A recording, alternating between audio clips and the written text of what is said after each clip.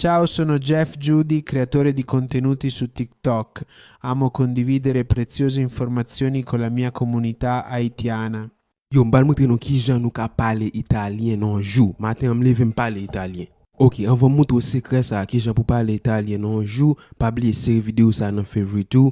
Partage la avec l'autre moun nou konnen ki besoin parler italien tout. Et sou pa même sur TikTok, c'est parce qu'on pas follow page mwen. Koun ya ba montre ki jan pou parler italien. On prend men ki so ap di. Ok, men ki so ap fait. Wap di so ap di ya en anglais en van, ok? Hi, I go by the name Jeff Judy, and I'm a content creator on TikTok. My deep passion lies in sharing valuable information with my Haitian community. Ok, koun ya la lo fin di la en anglais, wap an li fè kon sa, ou klape douè tout, et pou wap pale italien. Gade.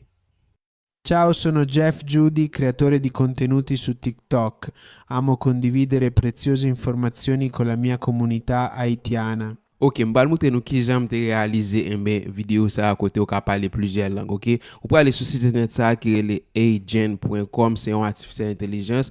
Et sou record une vidéo en anglais, on prend ou ka aller sur site ça, ok, j'en ai regardé là, sous descend en bas dans lab, et mon ka upload une vidéo plus que 5 minutes et ou ka choisi dans le langage ou vle lan, que l'était italien ou bien chinois, ou ka fait tête ou parler langue ça yo. Ok, koun ya imagine ki so ka fait avec artificielle intelligence ça, ou ka rive jeune plus moun avec vidéo là soit promoter un produit et mon ka fait vidéo dans n'importe langue comme ça pour ka jeune plus moun vin acheter sous site ou bien produit ça. Et pas oublier ces vidéo ça nan favorite comme ça pour pas perdre, partager avec tout le monde ou connaît ba vidéo ça en like tout qui ton commentaire et sous pas même sur TikTok encore c'est parce qu'on pas follow page moyen. Malé, peace.